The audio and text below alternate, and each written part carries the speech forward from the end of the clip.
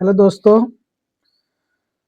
मैं आज आप लोगों को भली-भांति पता होगा कि अब 2025 बीतने वाला है। 2025 के ये आखिरी महीना चल रहा है और ये आखिरी सप्ताह भी है और 2025 अब समाप्त हो जाएगा। लेकिन आप लोगों को ये जानकारी रखना बहुत ज़रूरी है कि 2026 में क्या-क्या कुछ नया आने वाला है, क्या-क्या कुछ बदलाव होने वाला है जो आपके लिए महत्वपूर्ण है, जो आपको जानकारी में रखना बहुत ज़रूरी है। क्योंकि कुछ बातें जानकारी में रखना एकदम आवश्यक होता है, क्योंकि नहीं रखने से आप लोगों को परेशानियाँ आएगा आगे चलकर, क्योंकि सरकार ने कुछ नियम ला रहा है 2026 में और ये नियम 1 जनवरी से ही लागू होने वाला है। तो आप लोग से रिक्वेस्ट करना चाहूँगा कि इस जानकारी को बहुत ध्यानपूर्वक सुनिएगा और इस वीडियो को आखिरी तक सुनिएगा ताकि आप लोगों को सही जानकारी और पूरी जानकारी मिल पाए। तो सबसे पहले मैं कहना चाहूँगा कि मेरे वीडियो को जितना हो सके लाइक, शेयर और कमेंट कीजिएगा, क्योंकि आपका एक लाइक, शेयर और कमेंट मेरे लिए अमृत का समान काम करता है। आपका एक लाइक, शेयर और कमेंट मेरे लिए अमृत के समान काम करता है और मेरे लिए बहुत मायने रखता है, बहुत महत्वपूर्ण है मेरे लिए। तो आप लोग से मैं रिक्वेस्ट करना चाहूँगा कि मेरे वीडियो को जितना अधिक हो शेयर कीजिए, कमेंट कीजिए, लाइक कीजिए और आप लोग का सपोर्ट मेरे लिए बहुत ज़रूरी है। तो मैं बताना चाहूँगा कि 2026 में क्या-क्या नया आने वाला है, क्या-क्या नया आप लोग के लिए होने वाला है।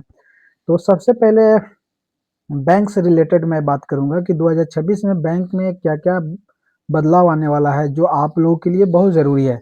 तो सबसे पहला ज़रूरी है कि बैंक में केवाईसी का नियम लगाने जा रहा है कि आप लोगों को साल में 1 बार यानी 12 महीना में 1 बार केवाईसी अनिवार्य किया जा रहा है, जो 2026 में लागू होगा।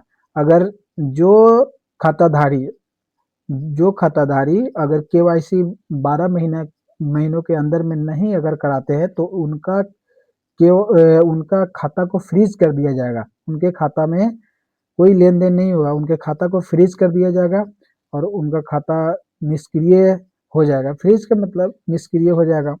उसके लिए फिर से आपको बैंक का दौरा करना पड़ेगा, बैंक का चक्कर लगाना पड़ेगा, उसके बाद जाके आपका खाता फिर से रीओपन होगा। इससे अच्छा है कि आप लोग इस बात को ध्यान में रखिएगा और साल में 1 बार केवाईसी ज़रूर करवाइएगा। ये आप लोगों के लिए और सारे लोगों के लिए बहुत महत्वपूर्ण है। दूसरा बात है कि यूपीआई ट्रांज़ैक्शन का लिमिट बढ़ाया जा रहा है।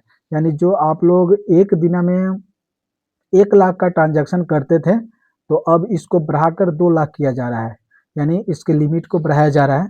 यानी इस चीज़ को देखते हुए बैंक कदम उठाए हैं कि क्योंकि यूपीआई ट्रांज़ैक्शन बहुत ज़्यादा हो रहा है और इससे अच्छी बात है कि डिजिटल लेन-देन आगे डिजिटल लेन-देन का बढ़ावा मिल रहा है और ये भी अच्छा है, क्योंकि पहले क्या होता था कि डिजिटल लेन-देन नहीं था, तो लोग कैश लेकर जाते थे और चोर उचक्का उसको लूट लेता था और बहुत दिनों की कमाई, गाढ़ी कमाई एक दिन में खत्म हो जाता था। कितना लोग सुसाइड भी कर लेते थे। तो डिजिटल लेन-देन का बढ़ावा सरकार कर रही है और बैंक इसको आगे ले जा रहे हैं। तो इस में भी बड़ा बदलाव आ रहा है, जो 1 लाख की लिमिट को 2 लाख में बदला जा रहा है। दूसरी बात है बिजली बिल के नियम, यानी ये भी बहुत ज़रूरी है कि बिजली बिल में भी कुछ बदलाव आ रहा है। बिजली बिल नियम में भी कुछ कुछ बदलाव आ रहा है, क्योंकि ये बहुत आवश्यक है बिजली बिल के नियम आप लोग के सुनना। तो बिजली बिल में क्या बदलाव देखने को मिलेगा 2026 में। तो स्मार्ट मीटर वाले घरों को 15 से 20% तक बिल में कमी मिलेगा, यानी छूट मिलेगा। 15 से 20% तक छूट मिलेगा। तो आप लोग के लिए ये भी खबर रखना बहुत ज़रूरी है। कितना लोग तो स्मार्ट मीटर नहीं लगाए, तो उन लोगों से मैं रिक्वेस्ट करूँगा कि आप लोग स्मार्ट मीटर लगा लीजिए, तभी जाके आप लोगों को 15 से 20% तक का बिजली बिल में किफ़ायत यानी फ़ायदा मिलेगा। तो आप लोग प्लीज़ करके वो पुराना सोच नहीं रखिए, आप लोग स्मार्ट मीटर लगवा लीजिए। स्मार्ट मीटर बहुत फ़ायदेमंद मंद है और ये बहुत फ़ायदे की चीज़ है। स्मार्ट मीटर में कोई भी गड़बड़ी नहीं होगा, जितना आप यूज़ कीजिएगा बिजली, उतना ही आपका बिल बन के रहेगा। नहीं, उसमें कोई बिल गड़बड़-सड़बड़ बन के नहीं आएगा। जो नॉर्मल मीटर पहले था, उसमें किसी का बहुत-बहुत बिल बनकर आ जाता था, तो लोग परेशान हो जाता था। तो अब ये इस सब चीज़ में बदलाव आया है और ये सब चीज़ अच्छा है। स्मार्ट मीटर आप लोग रिक्वेस्ट है आप लोगों से, स्मार्ट मीटर भी लगा लीजिएगा, तब जाके आपको 15 से 20% फ़ायदा मिलेगा। दूसरा है आधार पैन लिंक। तो ये भी बात बहुत महत्वपूर्ण है। कितने लोग आधार से पैन लिंक नहीं करवाएं, यानी पैन कार्ड लिंक नहीं करवाएं, तो उन लोगों से मैं रिक्वेस्ट करना चाहूँगा कि जितना जल्दी हो आप अपने आधार को पैन कार्ड से लिंक करवा लीजिए। लिंक ना होने पर ई-केवाईसी सेवाएं बंद हो जाएगा, आप लोगों को लेन देन में परेशानी होगा, बैंक में बहुत परेशानी खड़ी हो जाएगी आप लोगों के लिए। इसीलिए आप लोग प्लीज़ करके, जितने लोगों का आधार से पैन कार्ड लिंक नहीं है, वो अपना आधार से पैन कार्ड लिंक करवा लीजिए, नहीं तो आप लोगों को बहुत परेशानियों का सामना करना पड़ेगा। पांचवा नहीं, ये पांचवा जो बदलाव आने वाला है, जो 2026 में आप लोगों को देखने को मिलेगा, वो एलपीजी सब्सिडी, जो घरेलू गैस जो आप लोग यूज कर रहे हैं अपने घरों में, उसमें भी कुछ बदलाव देखने को मिलेगा। केवल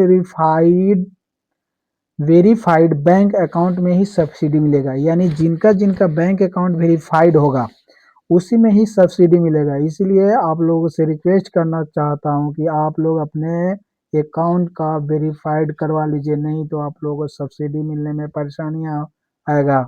इसीलिए आप लोग अपने एलपीजी सब्सिडी के लिए अगर चाहते हैं, एलपीजी सब्सिडी चाहते हैं, तो आप वेरीफाइड बैंक अकाउंट करवा लीजिए, यानी जो बैंक अकाउंट वेरीफाइड रहेगा उसी में ही आप लोगों का सब्सिडी जाएगा।